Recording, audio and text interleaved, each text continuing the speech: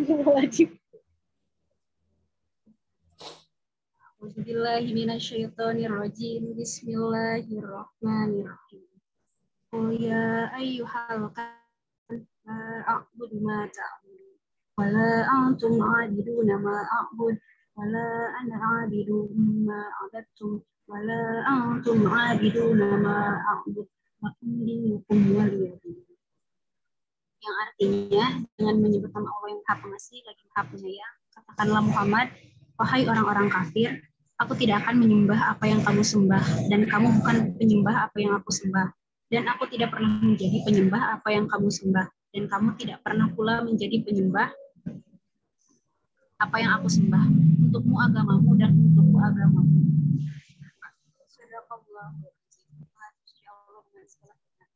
Baik ya, terima kasih kepada Melati.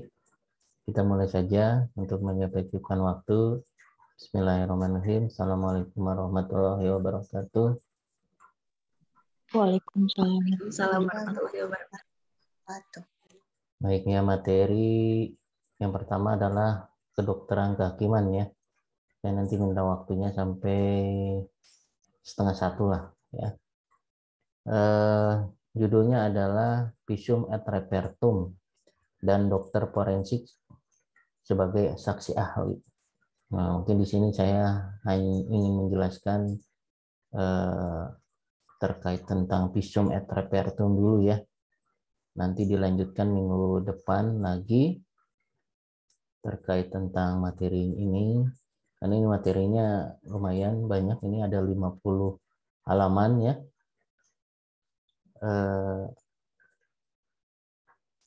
Jadi tidak mencukupi waktu ya. Nah, terkait tentang Visum et Repertum ya. Nah, di sini ada definisi Visum et Repertum ya. Nah, apa itu Visum et Repertum? Yaitu laporan atau jawaban tertulis dokter yang berdasarkan sumpah jabatan dan keilmuannya tentang objek medik forensik yang dilihat dan diperiksa atas permintaan tertulis penyidik berwenang ya, untuk kepentingan peradilan. Nah, objek medik forensik ini adalah manusia, baik yang masih hidup ataupun yang sudah mati ya. Nah, ya, bahagian tubuh manusia maupun sesuatu yang diduga bahagian tubuhan manusia. Ya, jadi yang dikatakan Visum et Repertum itu adalah laporan. Berarti harus ada jawaban analisa dari seorang dokter forensik ya, yang berdasarkan sumpah jabatan dan keilmuannya, yang mana laporan atau jawaban tertulis dari dokter tersebut nanti diberikan ya atas permintaan tertulis kepada penyidik yang berwenang ya untuk kepentingan peradilan. Nah, itu definisi tentang Visum et Repertum. Nah, selanjutnya ada implikasi ya.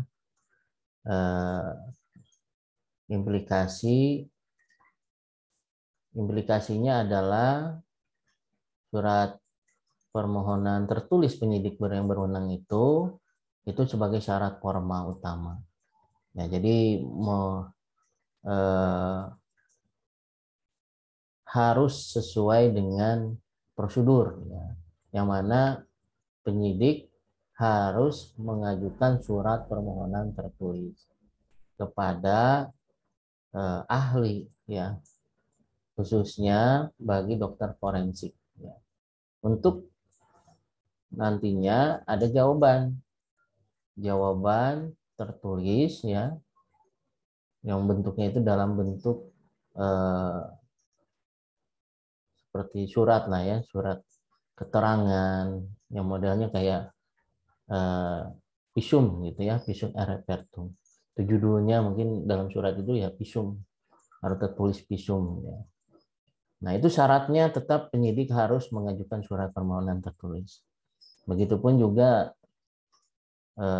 kalau saya ya biasa kalau diminta sebagai ahli oleh penyidik, biasanya penyidik itu mengajukan surat permohonan tertulis dulu kepada Fakultas Hukum ya, itu beberapa kali. Nah, tetap syarat formal itu menjadi utama. Nah, begitupun juga dalam dokter forensik ini. Nah, ini bukan perintah lisan ya, bukan penyelidik atau pihak lain ya. Apalagi dugaan pelaku militer ya, atau Pom ABRI ya, ataukah keluarga korban ya. Nah itu haruslah penyidik yang mengajukan syarat utamanya ya. Objeknya apa? Objeknya itu adalah manusia dan atau bahan tubuhnya. Ya, bahan tubuh itu ya anggota tubuh ya. Anggota tubuh itu kan bermacam-macam ya. Ya dari kepala, badan ya sampai ke kaki. Nah, itu kan termasuk bagian daripada tubuh. Sampai baik itu dampak luar atau di dalam tubuh. Nah, itu kan termasuk kepada bahan tubuh. Ya, jadi objeknya harus manusia dan atau bahan tubuhnya. Selanjutnya ada implikasi yang lain. Orang hidup ya, orang hidup. Nah, kedokteran forensik klinik ya, dualisme kepentingan pasien, bukan pasien ya. Nah, jadi untuk kepentingan dari pasien ya. Tapi ada juga kepentingan yang ada kaitannya dengan perkara ya atau tindak pidana ya. Apakah dia sebagai korban, misalnya korban hidup ya, yang mana misalnya mendapatkan perlukaan misalnya, nanti ditemani atau diantar oleh polisi yang berwenang. Nah, ini ada pasal 130 KUHP ya. Nah, tapi biasanya polisi suka memberikan surat inilah ya, pengantar untuk diajukan ke dokter forensik ya, ataukah bisa juga diantar oleh polisi yang berwenang ya. Untuk apa? Ada hak-hak otonomi ya, itu kerahasiaan, privasi, fidelity dan lain-lain. Nah, itu yang terkait tentang implikasinya kepada korban atau orang yang masih hidup ya. Apakah dia menjadi korban penganiayaan, korban penusukan ya, yang menyebabkan anggota bagian tubuhnya terluka misalnya. Nah, terkait penyidikan tak ditemukan unsur pidana pada mati wajar atau tak ditemukan lagi tanda pelukaan, dapat menyebabkan penyidik menutup kasusnya SP3. Ya, jadi kalau dalam terkait tentang penyidikan yang dilakukan oleh pihak kepolisian, ada namanya SP3. Jadi kalau misalnya tidak ditemukan adanya unsur pidana di dalam kasus tersebut, maka penyidik bisa menutup kasusnya. Nah, namanya adalah SP3. Jadi penghentian penyidikan karena tidak ditemukannya tindak pidana ya atau unsur pidananya. Nah, begitupun juga dalam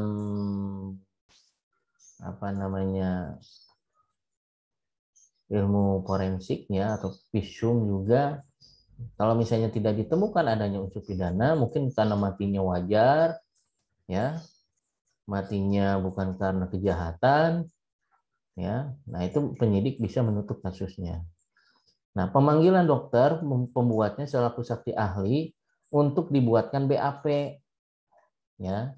Jadi pemanggilan dokter pembuatnya selaku saksi ahli untuk dibuatkan BAP. Jadi tetap polisi nanti penyidik itu akan memeriksa keterangan dari dokter ahli forensik, ya, yang dibuatkan dalam bentuk BAP, ya, seperti biasa memeriksa saksi, memeriksa tersangka, memeriksa saksi ahli. Nah, dokter forensik juga sama. Nah, nanti akan dibuatkan BAP. Nah, penuntutan nanti idem, ya. Idem itu ya sesuai dengan BAP, ya, sesuai dengan dugaan terbuktinya tindak pidana, ya. Nah, itu penuntutan nanti dilakukan oleh seorang jaksa, ya. Nah, nanti dalam persidangan pengadilan visum et repertum tidak meyakinkan hakim sehingga tidak dipergunakan sebagai alat bukti sebagaimana KUHP pasal 184, ya. Tahu, ingat ya. Pasal 184 itu adalah alat bukti yang sah. Alat bukti yang sah itu ada keterangan saksi, keterangan ahli, ada surat, ada petunjuk, dan keterangan terdakwa. Ya, nah ini adalah alat bukti. Gitu. Coba saya ingin bertanya kepada siapa ya? Bagus, mana Bagus?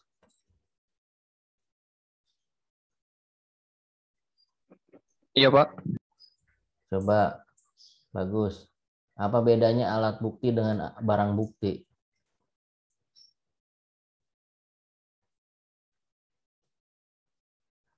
Apa bedanya alat bukti dengan barang bukti? Kan sudah belajar ya hukum pidana, ya. Dan juga hukum acara pidana kan sudah belajar. Apa bedanya alat bukti dan barang bukti? Bagus.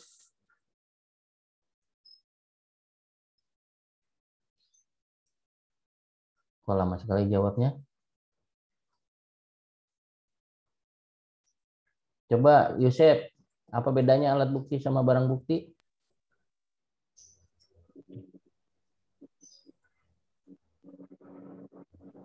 Kalau barang bukti mah berupa kayak keterangan gitu kan Pak. Kalau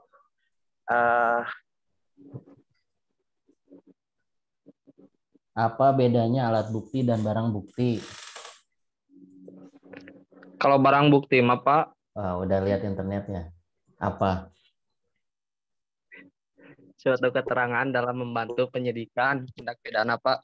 Ya, terus?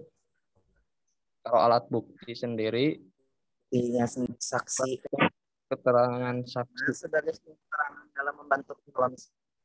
Ya, kalau alat bukti itu beda ya dengan barang bukti. Intinya kalau barang bukti itu kan ya betul kayak surat keterangan, atau bukan surat keterangan, kayak barang buktinya itu barang bukti kejahatan lah. Ya, kalau misalnya narkoba kan berarti ada barang buktinya apa yang disita misalnya. Ya. Nah, kalau alat bukti itu adalah itu yang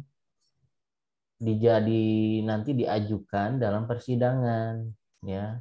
Untuk menjerat si pelaku itu harus ada alat bukti. Alat buktinya ada keterangan saksi, ada keterangan ahli, surat, petunjuk, dan keterangan terdakwa. Nah, itu ya. Jadi harus bisa membedakan antara alat bukti dan barang bukti. Jangan sampai tidak tahu, ya. Implikasi yang lain atau bila belum jelas atau ada kualifikasi alat bukti lain yang diperlukan, dokter pembuatnya dapat dipanggil sebagai saksi ahli di pengadilan. Jadi kalau misalnya dokter sudah memberikan jawaban atau laporan visum et repertumnya misalnya. Tapi hakim beranggapan ini belum jelas misalnya, atau jaksa belum jelas, ya maka dokter si pembuatnya ini bisa dipanggil ya sebagai saksi ahli di pengadilan untuk dimintai keterangannya seperti apa ya untuk memperjelas ya. Nah, oleh hakim ini sebagaimana di KUHP ya pasal 179 ayat 1. Titik-titik yang diminta pendapatnya sebagai ahli wajib memberikan keterangan ahli demi keadilan. Ya, jadi wajib ada konsekuensinya ini kalau misalnya ahli tidak datang ya, karena surat panggilan nanti ada dari pengadilan. Tujuan utamanya adalah untuk terciptanya keadilan. Ya, nah, kalau dirasa belum jelas ya. Tapi kalau misalnya dengan hasil visumnya itu sudah jelas ya ahli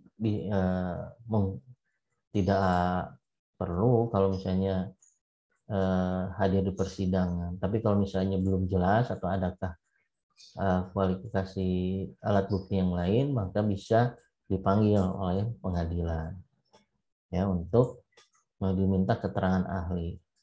Ya, yang memanggilnya ya jaksa penuntut umum ya, nanti yang untuk menghadirkan ke pengadilan. Nah, atas dasar sumpah jabatan ya, jaminan keterangan tertulis benar dasar legitimasi moral keahliannya. Berarti harus ada keterangannya kalau memang benar dia seorang ahli ya. Apakah pengangkatannya dia sebagai profesor sebagai dokter forensik ya. Nah, kebebasan profesi dokter tak boleh ditekan untuk kepentingan selain kebenaran ya. Jadi tidak boleh ditekan ya. Yang namanya ahli itu dia memberikan keterangan sesuai dengan pendapatnya untuk kebenaran ya, untuk keadilan.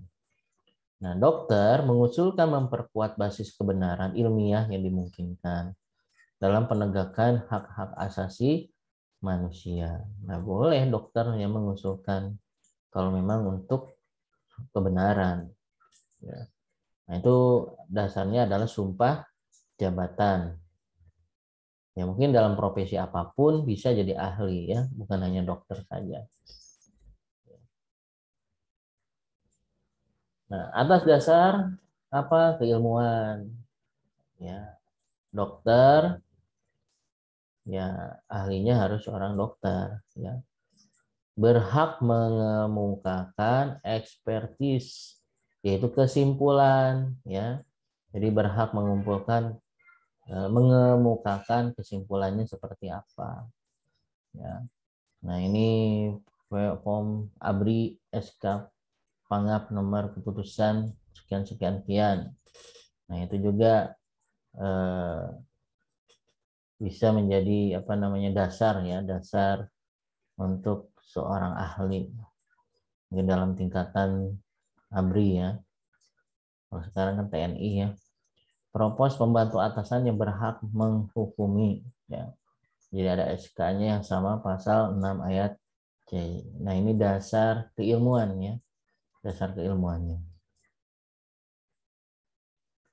Nah, dalam pasal 6 KUHP ya, setiap pejabat polisi negara Republik Indonesia yang diberi wewenang khusus oleh undang-undang. Nah, pangkatnya terendah itu adalah sesuai dengan peraturan pemerintah nomor 27 tahun 83 pasal 2 ayat 1, peminta visum et repertum adalah Pelda. Nah, itu pangkat terendahnya dari seorang polisi ya. Nanti ada formatnya ya untuk visum tersebut ya. Pro Justisia. Selanjutnya ada KFK ya, Assessing Physical physician. Jadi sertifikasi mediknya harus ada ya. Bukan treating physician ya, tapi harus ada sertifikasi mediknya. Nah, itu di PKT, Pusat Krisis Terpadu Domestic Violence. Nah, ini kalau ini khusus kekerasan dalam rumah tangga. Jadi dokter wajib moral mendorong korban.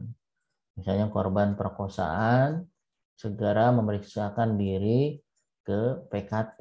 Ya, jadi ada namanya PKT, Pusat Krisis Terpadu. Ya. Nah, sebelum 3 hari pasca kejadian. Terbaiknya kurang lebih 20 jam. Ya. Nah, ini kalau misalnya mau mendapatkan visum ya, et repertum. Nah, ketentuannya dalam undang-undang ini alat bukti ya. KUHP pasal 184, alat bukti yang sah adalah keterangan saksi, ya, keterangan ahli, surat petunjuk, keterangan terdakwa. Ada istilah kalau dalam saksi itu adalah unus testis, nullus testis. Coba saya ingin bertanya kepada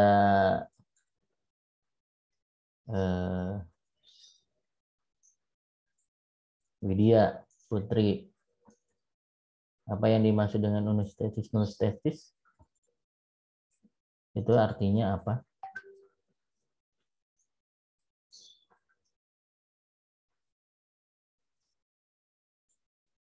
Widya, ada kah? Ini Pak, keterangan saksi itu hanya berdiri sendiri tanpa dukungan alat bukti lainnya, Pak. Maka tidak memiliki kekuatan pembuktian. Begitu. Ada istilah satu saksi bukan saksi. Maksudnya apa itu? Pernah dengar? Iya, Pak. Satu saksi bukan saksi. Karena dalam ketentuannya saksi itu nggak boleh satu orang ya, Pak. Oh, gitu ya. Berarti harus lebih Ya, dari Pak. satu ya. Satu orang. Ya, minimal 2 saksi ya. Ya, jadi artinya unus testis itu adalah satu saksi bukan saksi. Ya, jadi kalau hanya satu saksi saja, ya itu tidak memenuhi. Minimal harus ada 2 orang saksi. Ya, apakah saksi yang melihat, saksi yang mendengar, atau saksi yang mengetahui. Kalau mengetahui, ya. Nah, seperti itu. Nah, ini ada bentuk visum et repertum. Ada pembukaan terlebih dahulu ya, bentuknya ya. Pendahuluan, pemberitaan, terus kesimpulannya gimana dari dokter forensiknya, lalu penutupnya. Ini bentuk dalam format dalam bentuk visumnya et repertum.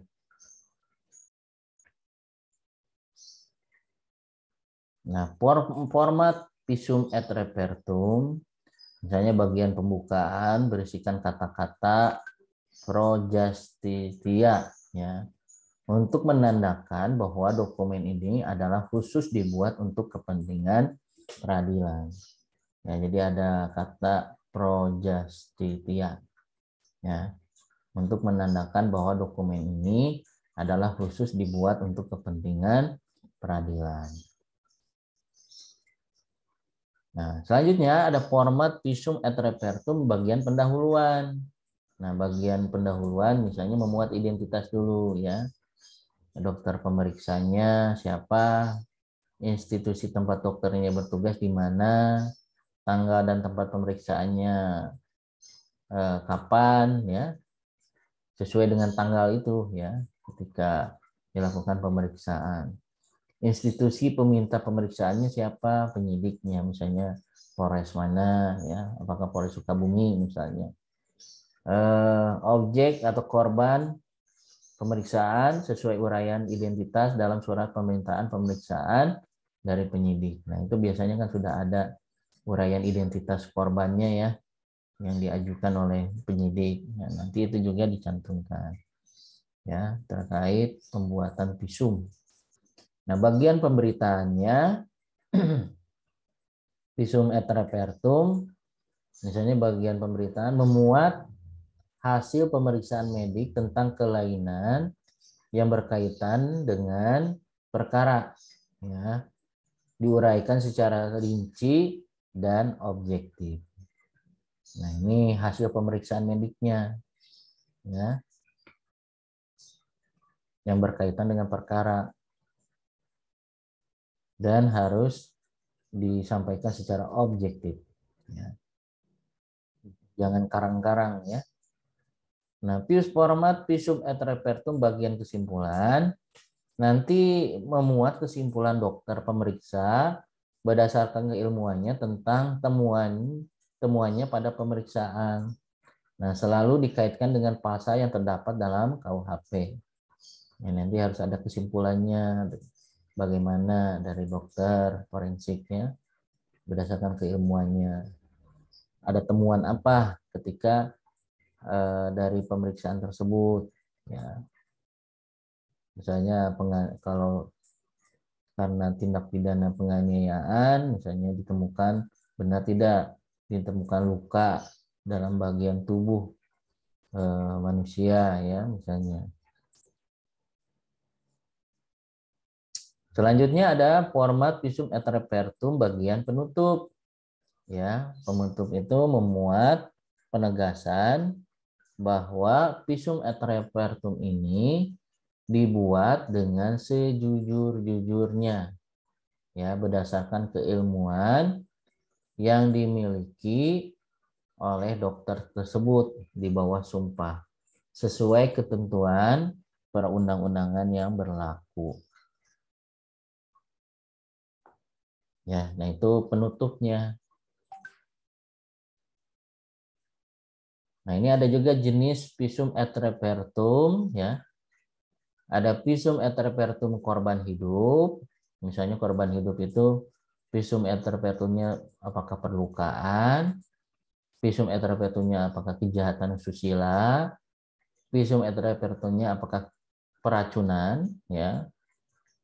Karena peracunan. Visum et repertum jenazah berarti yang sudah meninggal, ya. Ada juga visum et repertum psikiatrik, ya, ini mungkin pemeriksaan secara mendalam, ya, mungkin di dalam bagian tubuh manusia, ya. Nah, jadi visum et repertum itu bisa untuk korban hidup, bisa untuk jenazah, ya, dan juga psikiatrik, ya. Nah, ini jenis-jenis visum et repertum.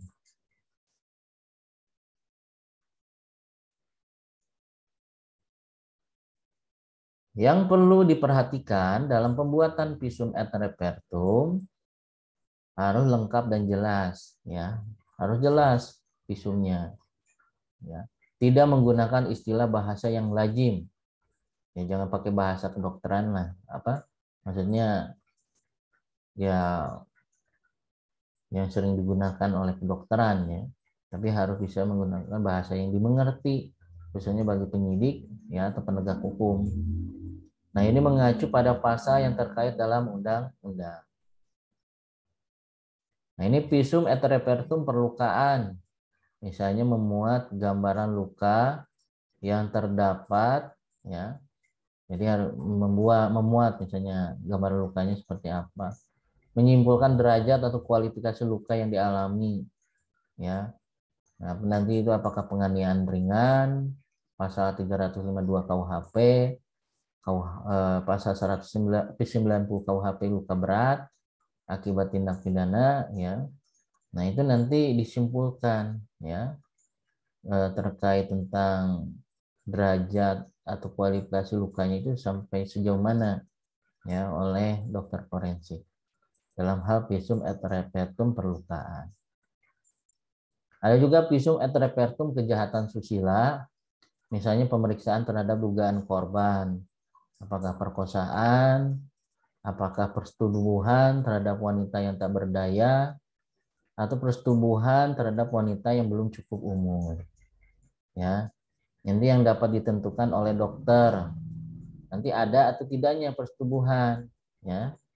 Kapan? Ada tidaknya tanda kekerasan? Bagaimana keadaan korban? Apakah tidak berdaya? Terus perkiraan umurnya. Ya, jadi harus jelas, ya. Nah, ini kalau ini visum et repertum terkait tentang kejahatan susila.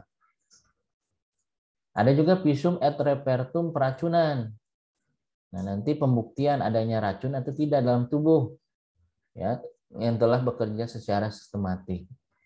Nah, nanti perkiraan oleh dokter forensik berapa lama terjadinya, ya, itu dokter forensik lah yang mengerti, ya, karena sesuai keahliannya, ya. Nah, itu visum et repertum peracunan.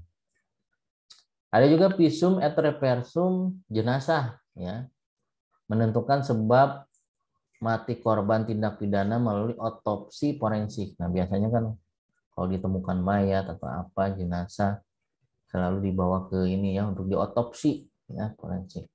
Nah, kadangkala ini memerlukan pemeriksaan tambahan nanti laboratorium. Nah, bila permintaan pemeriksaan dari penyidik tidak berupa permintaan otopsi, sebab mati korban tidak dapat ditentukan. Ya, jadi artinya penyidik bisa saja, ya, tidak meminta untuk otopsi. Ya, misalnya sebab matinya korban kan tidak dapat ditentukan. Nah, kalau ini visum et repertum jenazah, ya, gitu. Ada juga visum et repertum psikiatrik, ya, berarti tentang kejiwaan, ya, kejiwaan atau kesehatan mental seorang tersangka atau tertuduh, apakah kelainan jiwa, apakah sakit jiwa atau bagaimana, ya. Nanti melalui observasi, ya, dengan jangka waktu tertentu, ya, apakah dia misalnya membunuh, apakah karena ada kelainan jiwa atau bagaimana, ya, nanti itu bisa penyidik meminta bantuan pada dokter forensik untuk pemeriksaan kejiwaan, ya, kesehatan. Nanti keluarlah namanya visum et repertum psikiatrik, ya. Nah,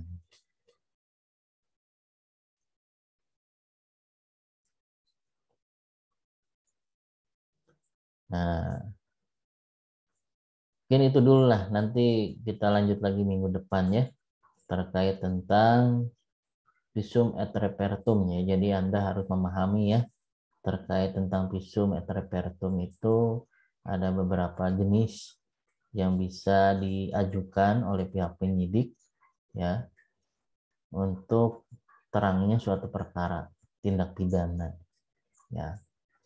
Nah, ini tetap haruslah orang yang mempunyai keahlian, ya, harus punya sertifikasi profesinya bahwa dia benar merupakan seorang ahli, ya. Itu mungkin terkait tentang mata kuliah kedokteran kehakiman, ya. Dan sekarang kita lanjut kepada mata kuliah Kapita Selekta Hukum Pidana. Sebelum ditutup, ada yang mau disampaikan? Ini waktunya sedikit lagi, ya. Silakan absen diisi, ya. Ini masih ada suara saya ini. Ini pada kemana ini? Ada, Masih Pak. ada. Masih, Pak. Bisa dipahami lah, ya, terkait visum, ya. Bisa, Pak. Ya.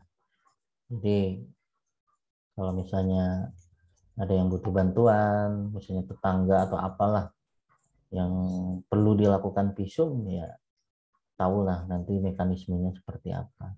Tapi itu kewenangan penyidik, ya, tetap sesuai mekanisme aturan. Baik, ya, untuk mata kuliah kedokteran kehakiman saya cukupkan. Nanti kita lanjut minggu depan, minggu terakhir, ya, sebelum UTS. Karena UTS itu awal April, ya, kalau nggak salah. 4 April itu sudah dimulai UTS-nya, kalau nggak salah. Baik, itu saja yang bisa disampaikan. Assalamualaikum warahmatullahi wabarakatuh. Kita lanjut ke mata kuliah selanjutnya.